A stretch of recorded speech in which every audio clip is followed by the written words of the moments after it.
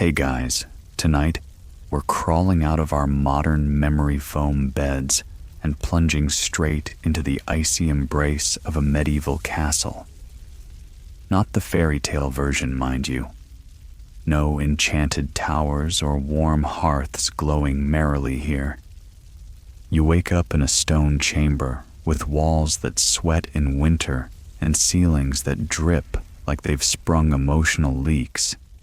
Your breath fogs the air, your feet hit the freezing flagstone, and your first thought isn't, "Ah, what a lovely morning," but rather, "Did my toes actually freeze off in the night?"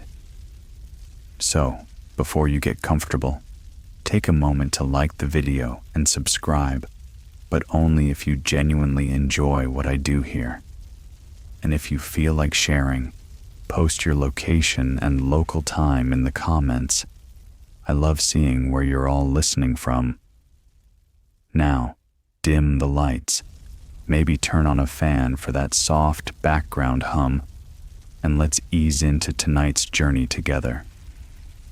You shuffle across the room, pulling a coarse wool tunic over your head. It's scratchy. It smells vaguely of damp hay, and you'd swear it has more holes than you remember. There's no fireplace in here, because fireplaces are a luxury reserved for the Great Hall or the Lord's Chambers. You're somewhere between important enough to live inside the walls and not important enough to stay warm. Castles weren't built for coziness. They were designed like massive stone bunkers with walls several feet thick. That thickness traps cold in the winter and heat in the summer. Insulation? That's a 20th century luxury. Your only insulation is animal fat if you're lucky, or whatever rags you've layered under your jerkin. You wander to the window. The window is generous. It's a slit in the wall, wide enough for an arrow to pass through, but definitely not sunlight. There's no glass, of course, just a wooden shutter you prop open for some light and ventilation, which means you're also inviting in wind, rain, and the occasional bat. And no, those aren't cute storybook bats. They're screechy, hairy, and uninvited. On especially frosty mornings, your breath condenses on the inner walls and freezes there. Touch the stone, and it bites back. Castles collect damp like a sponge. The moisture seeps into everything: clothes, bedding, tapestries, your soul. That moldy smell you keep noticing? It's not from the cellar. It's everywhere. You grab your boots, leather things stiff with yesterday's mud, and try not to gag when your foot finds something squishy. Was it a rat? Bread? A rat with bread? It doesn't matter. You're already late for whatever ceremonial duty or menial task you've been assigned. Down the narrow spiral stairs, your footfalls echo. These stairs are built clockwise, so defenders can swing their swords easily, while attackers are forced into awkward angles. Fun fact: historians still argue whether left-handed invaders actually had the advantage on spiral stairs, or if that's just a nightly myth. Either way, you're trying not to trip in the dim light. The Great Hall is your destination. Not because breakfast is hot and ready. It isn't, but because it's the only room in the whole place that has a fireplace worth crowding around. Even then, only the high table gets the real warmth.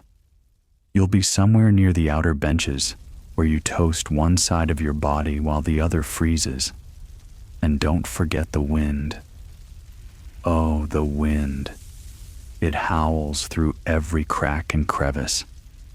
Castles whistle like giant flutes in a gale, and you swear the place is alive.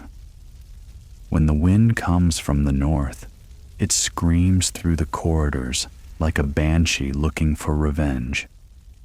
Sleep? You'll get used to waking up 10 times a night to the sound of shutters slamming and loose tiles rattling like bones. Let's talk bedding. If you're lucky, you have a straw-stuffed mattress raised off the floor. If not, you're sleeping directly on the rushes, bundles of reeds strewn across the ground to catch dirt, spills, and anything the rats leave behind. Rushes get changed about as often as royal underpants, and since there's no proper floor cleaning, everything, crumbs, ashes, dropped food, the occasional puke, gets ground into them until the whole room smells like a medieval compost heap. Some castles experimented with wall tapestries to reduce drafts and make rooms look less like crypts. They help a little if you're on the right side of the room. Otherwise, you might as well be sleeping in a stony cave with decorative wallpaper. Still, despite the shivering, the mold, the cracked lips and frozen fingers, you remind yourself, this is the good life. You're inside the castle walls. You've made it. You're not in the fields, soaked and starving. You're not sleeping in a thatched hut with pigs. You've got stone walls and sometimes a roof. You wrap your cloak tighter and head off to your daily duties.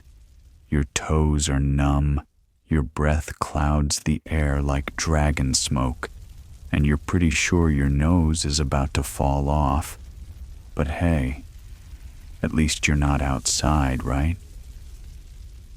Yet, you know that feeling when nature calls at the worst possible time. Imagine that, but in a drafty turret, wearing 6 layers of wool, and the nearest bathroom is essentially a stone chute hanging over a moat. That's right.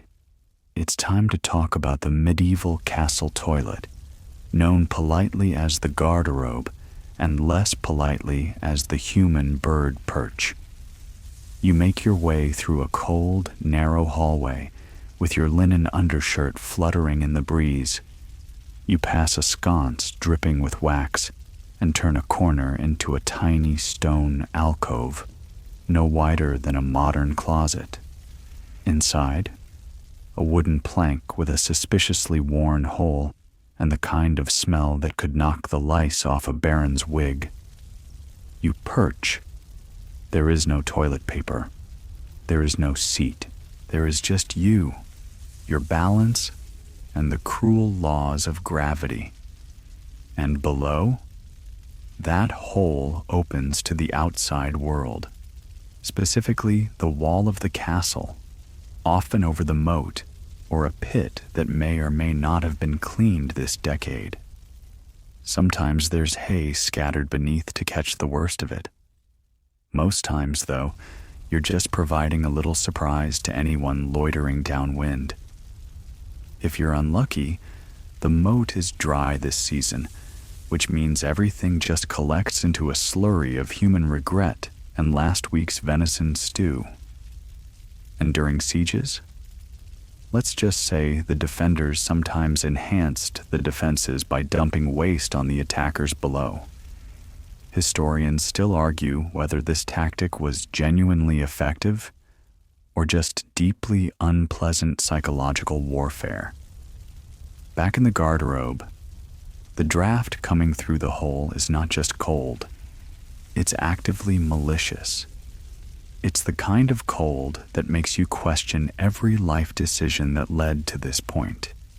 You can't relax, you can't exhale, you certainly can't daydream. Every second feels like a medieval version of Squid Game, bathroom edition. And here's a quirky fact. Some nobles stored their clothing in these rooms, believing that the ammonia-rich air from the waste would kill lice. That's right. Your favorite fur-lined cloak might be hanging right above the poop chute, gently fumigated by the scent of suffering. Let's not forget the unfortunate engineering failures. There are actual records of garderobe floors giving way. Imagine sitting there, minding your business, when suddenly you're the moat's newest resident. That's a story no bard wants to sing about. Oh, and privacy? What privacy? If you're lucky, there's a curtain. If you're unlucky, well, the spiral stairs open directly into view, and you're now the entertainment for passing squires and servants. And during large feasts or court gatherings, the line for the garderobe can stretch into absurdity. Etiquette demanded patience, but bladders? Less so. Some castles tried to improve sanitation with chutes that led to cesspits or enclosed drainage systems. These helped a little until it rained. Then, those same systems backed up like a demonic drinking horn. There's nothing quite like watching sewage cascade backwards into your living quarters after a heavy downpour. And yes, you occasionally share the space with creatures who've made the pit their home. Frogs, rats, sometimes even birds. One unlucky monk in a 13th century account reportedly lost a toe to a snake hiding near the chute. Another noblewoman in France was apparently startled by an owl swooping in during her, contemplative moment. You finish your business as quickly as possible, trying not to breathe, think, or look down too hard. Wiping. Moss if you're lucky. Wool scraps if you're resourceful. Your left hand if you're desperate. And no soap awaits you afterward. Just a brisk rub with a dry cloth and the faint, futile hope that hand-to-mouth contact won't happen anytime soon. Leaving the garderobe feels like escaping a dungeon. You gasp in fresh air like a sailor sighting land, your eyes watering from the shift in humidity and sheer emotional stress. You've survived the morning visit, and it's only 8 a.m. Later, while walking along the battlements, you glance down and realize, yep, the chute empties right near the outer wall where guards patrol. It's a wonder anyone volunteers to stand there. The only thing worse than being a chamberlain in charge of cleaning the pits is being the soldier stationed beneath them. But that's castle life. Glamorous on the outside. But on the inside? Well, it's cold, it's squishy, and you've got to aim carefully, unless you want to end up a footnote in some 14th century "Don't let this happen to you" cautionary tale. And tomorrow, you'll be right back in there, hoping no one's standing under the hole and that the owl has found a new nest. Ah, mealtime. Finally, a reprieve from the bone-chilling cold and the bathroom horrors. Surely, with all the pomp and pageantry of castle life, this is where things finally feel a bit regal, right? After all, you're in a medieval castle. There's probably a long oak table groaning under the weight of roasted meats, fresh bread, honey-glazed whatever, and at least one giant turkey leg for dramatic effect. Not quite. You arrive at the great hall, stomach rumbling like distant thunder, and there it is, the daily disappointment parade. Most meals, especially outside of feast days, are humble affairs. Forget the endless banquet scenes you've seen in movies. In reality, your main course is likely a sludgy, steaming mess known as pottage, a thick stew made from boiled grains, root vegetables, and any leftover scraps of meat, assuming someone didn't forget it in the larder last week. Sometimes it's good. Usually it tastes like what you'd get if you licked a wet wooden spoon. Still, it's hot, and that alone is a victory. You sit on a wooden bench at a long trestle table. No forks, just a shared bowl and your own spoon, if you remembered to bring one. Otherwise, you're dipping fingers and praying the guy next to you washed his hands after his trip to the garderobe. Bread acts as a napkin, plate, and utensil. It's stale, mostly, baked in batches large enough to double as emergency building material. Some crusts are so hard they could be repurposed as roofing tiles. But you eat, because calories are calories, and lunch won't be much different. Meat? On rare occasions, yes. Usually salted pork or dried beef, chewy as a knight's belt. Fish is more common, especially during fasting days, which happen a lot. The church says, no meat? Here's a plate of eel, or a dubious fish pie that might contain more pastry than protein. Some monasteries tried to get clever, labeling beaver tails as fish. Historians still argue whether they genuinely believed that or were just really bored with carp. And then there's the drink. Water? Unfiltered, contaminated, and potentially lethal. Your best bet is small ale, a weak, lightly fermented beer even children drink. It's safer than the well and has just enough alcohol to keep morale up, but not so much that the Lord's youngest son ends up jousting the trestle table again. Here's a quirky twist. Some castle kitchens spiced up bad food with exotic seasonings, not to show off wealth, but to mask the rot. Imported cinnamon and cloves helped disguise the aged flavors of meat that had turned the corner. If your tongue tingles strangely after dinner, it's not your imagination. It's preservation by desperation. Dining hierarchy is strict. The lord and lady sit at the high table, raised on a platform, enjoying slightly better versions of the same meal. They might get actual silverware, individual trenchers, even wine. You're sharing everything with 3 other people and swatting away flies like it's your new full-time job. And then come the dogs. Not as pets, really, but as part-time scavengers. They wander freely through the hall, sniffing, begging, occasionally growling at undercooked sausages. You nudge one away from your foot with the quiet resignation of someone who knows the dog is probably eating better than you tonight. Cleanup is no one's favorite job. Bones, grease, and half-chewed crusts get swept into rushes on the floor, which means by the end of dinner, your shoes are sticking to what can only be described as a medieval gumbo. Eventually, someone throws down new straw. Until then, every step sounds like you're walking on marmalade-covered reeds. You lean back, belly not exactly full but no longer hollow, and glance up at the smoke-darkened rafters.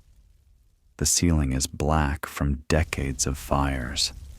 There's no chimney, just a hole where the smoke should rise. Instead, it mostly wafts around the hall like a lazy dragon, settling into your clothes and hair. For dessert? If it's a feast day, maybe candied fruit or a spoonful of honeyed nuts.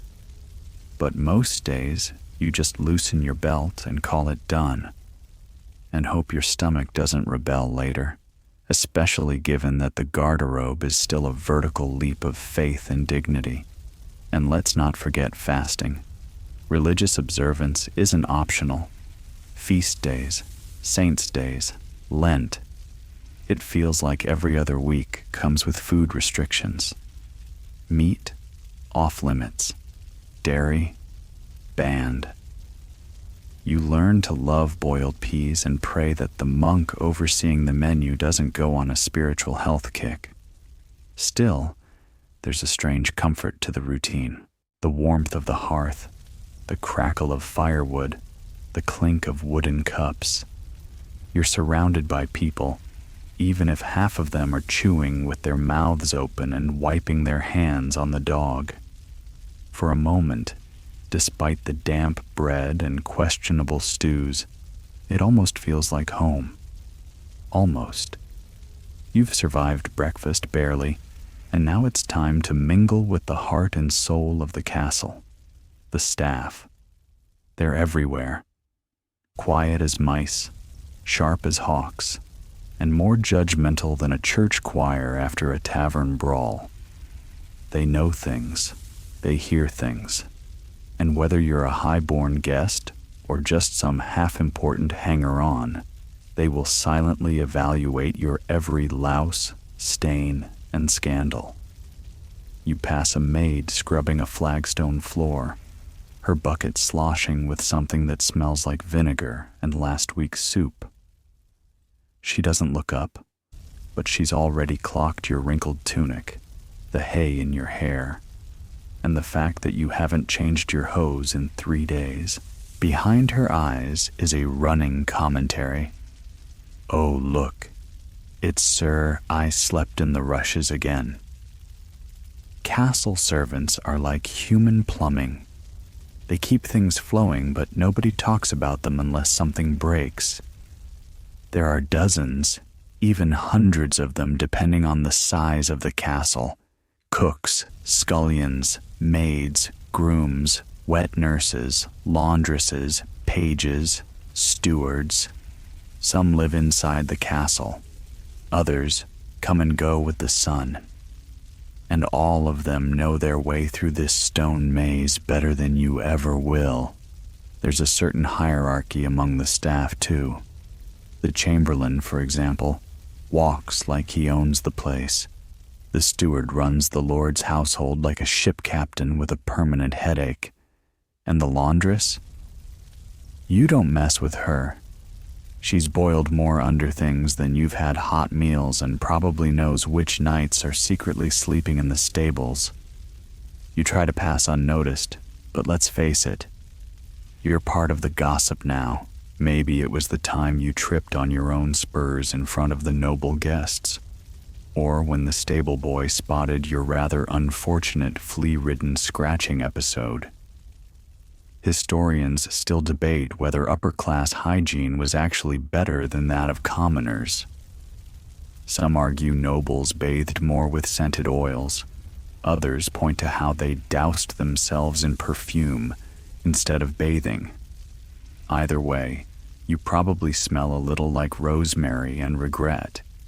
You duck into the solar, the castle's closest thing to a lounge.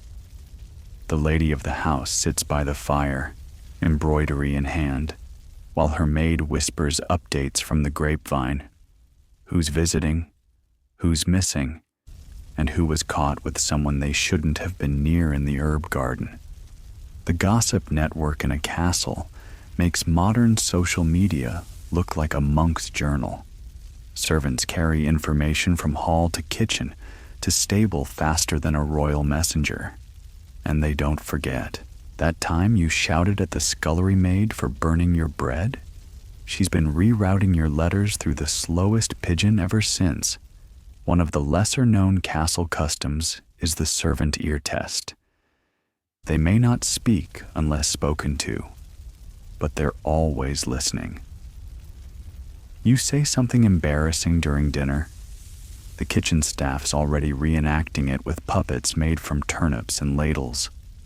You make your way past the kitchens where smoke, noise, and a symphony of shouting blend into one cacophonous blur. A young boy stirs a pot twice his size, while someone else chases a goose around a spit. The cook eyes you with suspicion, like you might try to snitch a roll. You wouldn't dare. Not after last time. In the hallway, you pass a chambermaid wrestling with a straw mattress, grumbling under her breath in a dialect you barely understand. You try to smile. She narrows her eyes. She knows about the wine you spilled last week, She knows. There's a myth that servants were silent, invisible, ever-loyal shadows. That's charming and wildly inaccurate. They had opinions, relationships, side hustles, and often a shockingly sharp sense of humor. They also had leverage. They saw things. Who else but a lowly squire would find the missing signet ring under Lady Eleanor's bedchamber, or discover Lord What's-His-Name slipping out of the buttery at midnight in nothing but socks and a smile? You remember hearing a story about a servant who was dismissed for whistling the wrong tune, because it reminded the lord of a personal scandal involving a jester, a goat, and a stolen pie. That's castle life. The walls may be stone, but the real structure holding the place up is gossip, grit, and a whole lot of grumbling behind closed doors. By midday, you've realized that living in a castle means constantly being observed, not by guards or spies, but by the very people bringing you your dinner. That's why you never yell, always tip the cupbearer, and never, never insult the laundress. She knows exactly what's in your sheets. You nod politely to the passing scullion who definitely knows too much and quicken your pace. Because in a castle, nothing is private, and every hallway has ears. Night falls slowly in a medieval castle, as torches sputter and shadows stretch long over the flagstones. You'd think this is the part of the day where you finally get to relax. Maybe lie back on your bed, pull a thick wool blanket over yourself, and drift off to the gentle lullaby of distant lute music. But instead, you lie awake, staring at the stone ceiling, shivering in a pile of scratchy blankets that smell vaguely of mutton and mildew, and realize sleep here is more of a gamble than a guarantee. The castle does not go quiet at night. It groans. It breathes. The wind screeches through the arrow slits, whistling like a banshee with unfinished business. Rafters creak like they're auditioning for a horror story. Somewhere, a dog barks endlessly at a ghost only it can see, or worse, at a rat making its nightly rounds. Your mattress isn't exactly inviting either. It's a sack of straw that crunches under you like an overcooked salad. You tried fluffing it once, only to discover a dead beetle and what might have been the mummified remains of a pickle. The castle fleas, yes, fleas, love the bed as much as you do. They feast without shame, a nightly buffet that leaves your ankles looking like they lost a fight with a blackberry bush. Your blanket? It's wool, and not the nice kind. It's the kind of wool that doubles as a medieval exfoliation treatment. You're warm on one side, temporarily. The other side, exposed to the cold air that seems to pour in from the cracks in the walls, the shutters, and possibly the floor itself. Guards change shifts at odd hours, clanking down the corridors in chainmail, mumbling to each other about whether it's ghosts or rats that keep making that thumping sound. You'd rather not investigate. One guard claims the castle's haunted by the spirit of a jester who choked on a chicken bone during a feast. Historians still argue whether this was a real event or just an elaborate joke that got out of hand and stuck around for a few centuries. Just as you're finally about to doze off, something skitters across your foot. You freeze. Was it a mouse? A rat? A servant's ferret on patrol? There's a rustle in the rushes on the floor. You pray it's not sharing the bed with you now. Last week, someone woke up with a frog tucked into their tunic like a slimy, sleep-deprived houseguest. Lighting is another issue. If you're not important enough for your own candle, you're relying on the embers of a fire in the great hall, or more likely, navigating by moonlight. Try getting up to relieve yourself without stubbing your toe on a three-legged stool or stepping on something both squishy and mysterious. Good luck. Some noble families insisted on nighttime chamber pots, but emptying those in the morning, that's someone else's problem, until they forget. You'd think, given how cold it is, people would sleep close for warmth. They do. Very close. Sometimes too close. Castle bedrooms aren't private sanctuaries. They're shared spaces, often with multiple beds per room, each holding multiple bodies. Siblings, servants, guests, all lumped together in one big snoring pile of elbows and night farts. The person next to you has night terrors. The one on the other side grinds their teeth like they're chewing through armor. The best sleepers in the castle are the rats. They seem utterly unbothered by the conditions, confidently gnawing on crumbs in the corner or darting across beams like furry acrobats. And don't even ask about bats. One flapped into a noble's chamber last month and caused a panic that ended with a smashed lute and an impromptu confession of guilt for stealing plum tarts. And yet, despite the racket, the itchiness, and the unmistakable presence of rodent roommates, you're still one of the lucky ones. The guards on the battlements are outside, pacing beneath the stars in armor that holds the cold like a sponge holds water. The kitchen staff are sleeping on flour sacks next to the hearth. The stable hands are curled up with the animals for body heat, snoring softly against the bellies of slightly offended goats. Your eyes finally begin to close. Your limbs go numb in the usual places. You dream vaguely of hot baths and mattresses made of clouds, only to be yanked awake by the castle bell. Time for matins, the early morning prayers. The monks shuffle past your room chanting softly, their breath misting in the lantern light. You groan. You weren't even finished suffering through this night yet, and already a new one is on its way. Maybe you'll nap during Mass, or behind a curtain, or just cry into your wool blanket for 5 minutes. Either way, you've made it through the night. Barely. And now it's time to do it all again.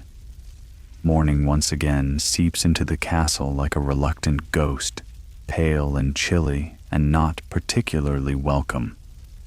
You stagger out of your half-sleep with creaky joints and a sore neck, only to be reminded by the unmistakable scent of wet stone and roasted onions that today brings more of the same.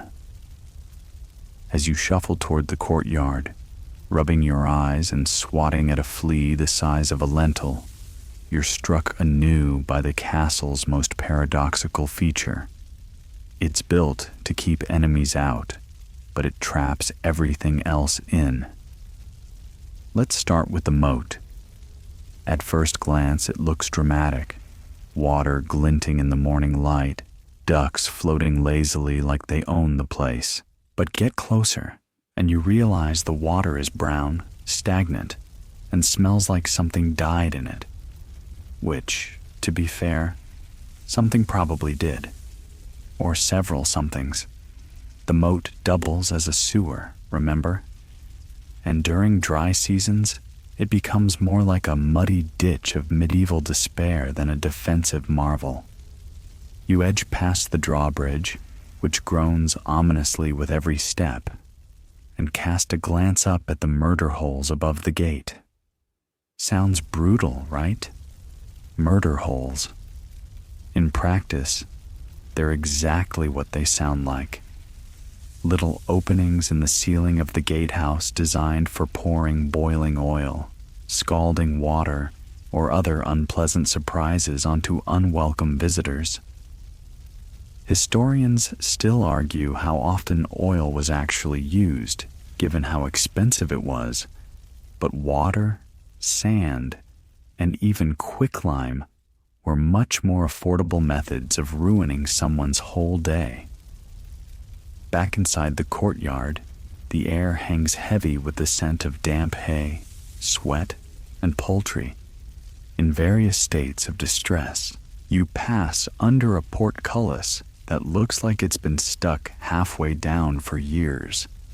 The chains holding it creak with every gust of wind, and it always seems one sneeze away from crashing down in a shower of rust and splinters.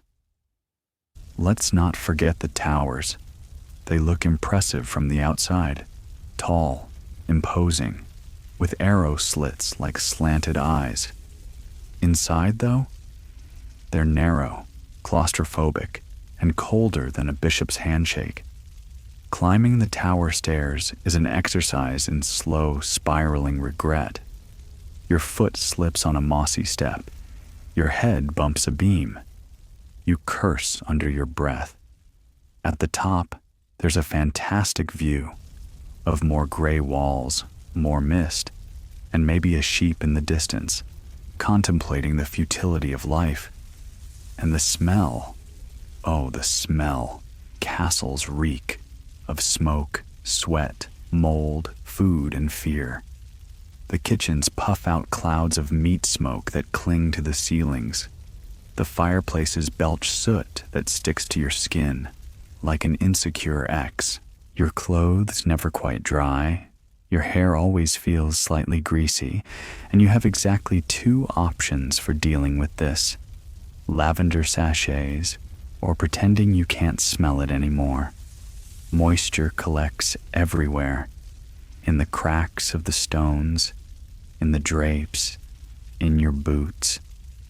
Everything is always just a little damp, including you.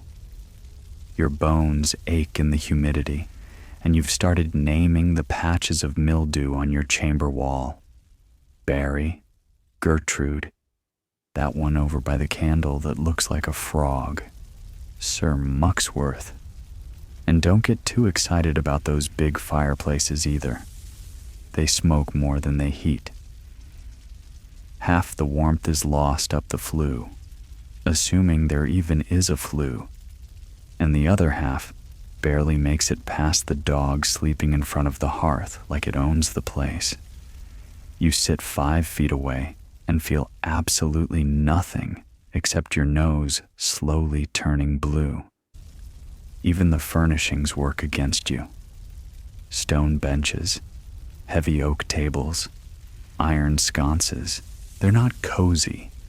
They're weapons waiting to stub your toe in the dark. A simple walk across your chamber barefoot can feel like navigating a medieval booby trap. And then there's the noise. Everything echoes. Every cough, every footstep, every whispered insult becomes a performance for the entire floor. You try to open a door quietly, and it moans like a haunted ship. Drop a spoon in the kitchen, and the clang ricochets through 3 corridors and wakes someone in the north tower. Quirky detail of the day: some castles used herbs like lavender or rosemary strewn across the floors in an attempt to mask the smell and repel insects. Unfortunately, in winter, herbs were scarce, so some folks just burned dried dung, which, while aromatic in its own special way, did little to improve the overall ambiance. Still, the castle's defensive design is unmatched. High walls, inner courtyards, arrow slits, murder holes, machicolations, all brilliant tools of protection. But when you're stuck inside those same walls for days during storms or sieges, it starts to feel less like a fortress and more like a stone trap. You can't leave, you can't breathe, and no matter how much you scrub, the mold always wins. You trudge through the inner gate, your boots squelching with damp. You think you hear a rat laughing at you, or maybe that's just your imagination. Either way, one thing is clear. Castles may look majestic on the outside, but on the inside, they're basically damp, drafty prisons with better views. If you thought life in a castle was all jousts and goblets of mead, welcome to the real arena. Family drama. Living in a medieval castle often meant sharing thick, echo-prone walls with relatives you only barely tolerated and nobles you couldn't offend without causing an international incident. The average castle wasn't just a home. It was a medieval reality show with more arranged marriages and fewer commercial breaks. You wake to the sound of raised voices down the corridor. Not again. That's the third argument this week between Lady Margaret and her daughter-in-law over who gets the solar during afternoon embroidery. You pull your blanket over your head, but the walls, while excellent at stopping arrows, do nothing to muffle gossip, shouting, or the clattering of a chalice being thrown in dramatic frustration. You rise reluctantly, already anticipating the social minefield ahead, because in a medieval castle, personal drama wasn't just your problem, it was everyone's entertainment. You pass the chapel on your way to breakfast and hear hushed voices, two cousins whispering furiously about inheritance, land rights, and whether that new squire is too handsome to trust. You sigh. Last month, one of them accused the other of stealing a brooch, which triggered a week-long Cold War that ended only when the brooch was discovered on the dog. Marriages here aren't usually about love. They're treaties, truces, business deals dressed up in lace and holy vows. Your sister may be betrothed to some man twice her age who speaks 6 languages, but none she understands. Your uncle married off his daughter in exchange for a dowry and an alliance that's already unraveling like a poorly sewn hem. And the children, oh, the children. Most are raised by nurses and tutors, passed from hand to hand like expensive vases no one wants to drop. You try to bond with your younger brother, but he spends more time reciting Latin than playing. You think he might already have more political sense than you. During dinner, you sit carefully. Seating is a strategy. Too far from the Lord's table, and you're snubbed. Too close, and you might be mistaken for trying to climb the social ladder. You listen to your aunt subtly insult your cousin's stitching, and your cousin retaliate by accidentally spilling broth on her lap. It's exhausting, and here's a particularly weird tidbit. Some noble families went to truly bizarre lengths to keep their bloodlines pure. This occasionally led to marriages between cousins, or even closer relations. Historians still argue whether these matches were more about preserving power, or just the unfortunate outcome of having too few eligible nobles in the neighborhood. Emotions run high in these stone walls.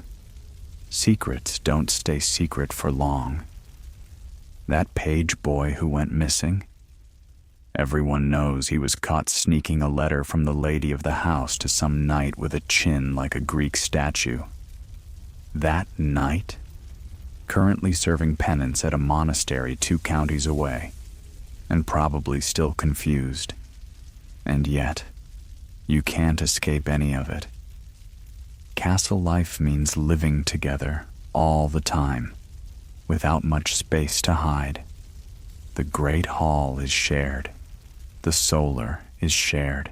Even the gardens, when not covered in mud or snow, are stomping grounds for dramatic conversations that begin with, "How dare you?" and end with, "Let the priest decide." At one point during the afternoon, you find yourself hiding behind a tapestry. Why? Because you saw Lady Joan heading your way with that look, the one that usually ends with you delivering some passive-aggressive note to her cousin via chicken coop. The tapestry smells like mildew and regret, but at least it buys you 10 minutes of peace. There's a reason court jesters were so important. They weren't just clowns. They were release valves. The only people allowed to poke fun at the family without losing their heads, unless they went too far. One famously mocked the Lord's terrible singing and was promptly sent to manage a fish pond for a year. Not the worst punishment, all things considered. Even the most powerful aren't immune to the chaos. Lords fear betrayal from within more than attacks from without.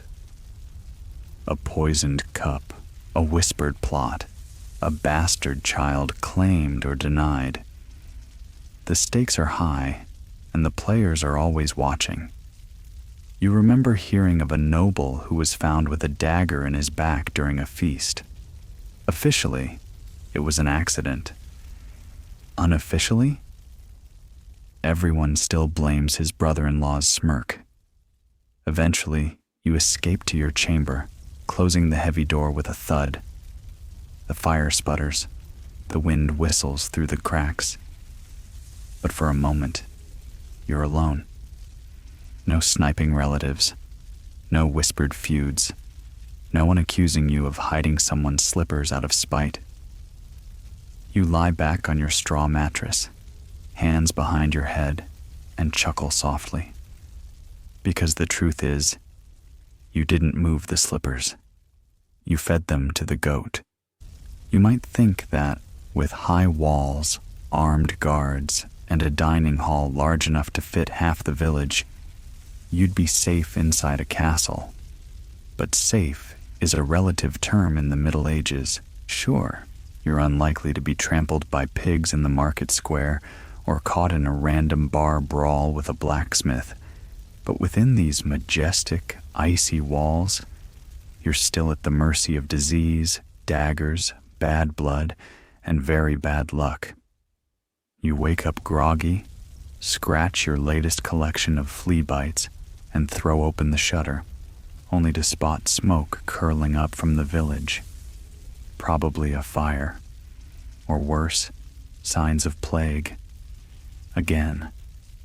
Yes, even castles couldn't keep out the Black Death, or any other color-coded horror that swept through the land. Once a disease made it past the portcullis, and it always did, usually via a merchant, a servant, or a rat with ambition. It spread like gossip after a failed wedding. You remember last spring when 2 maids came down with a fever, and within a week, the chapel was full of candles and empty chairs. Plague doesn't care about your noble blood or embroidered crest. It'll knock politely, kick down the door, and help itself to your favorite nephew. You still wear a little wax pouch around your neck, filled with crushed rose petals and spices, hoping it masks the stench of death and discourages illness.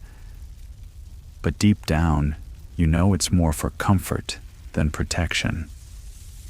Poison's another delightful perk of castle life. You sip your morning broth and wonder, idly but not without cause, if someone slipped something in it. Maybe the cook's annoyed. Maybe a cousin wants your inheritance. Or maybe the kitchen just reused a pot that had last week's spoiled eel stew still crusted to the bottom. It's anyone's guess. Historians still argue whether poison was as common as the chronicles suggest, or just a scapegoat for natural deaths. Either way, you eye every goblet like it's planning something. You head to the chapel, seeking solace, or at least gossip. The priest is muttering prayers over someone wrapped in linen. Again, third this week. You kneel politely and try not to breathe too deeply. The holy water's gone green, and the floor still smells faintly of last month's incense, and maybe the fish that died under the altar. Even outside of disease and daggers, life here is dangerously unstable. Alliances shift faster than you can change your socks. One day you're on good terms with the neighboring baron. The next, someone's sheep wanders over a disputed line, and now half the family is prepping for a blood feud. That's the thing about land-based power. It only works if everyone agrees where the land is. Then there are the peasants. You remember them, right? Those muddy figures down in the fields you waved at last Michaelmas? Well, they're not exactly thrilled about the taxes, the levies, the grain seizures, or the way your uncle borrowed 30 of their oxen and returned 3. Sometimes they get ideas, and sometimes those ideas involve torches and pitchforks. A castle is a fortress, but also a target. Enemies know where you sleep. Bandits know where the treasure's kept. Disgruntled heirs know how to work a crossbow. That beautiful shiny window in the chapel makes a great target. And you once heard of a knight who was murdered while soaking in his wooden tub.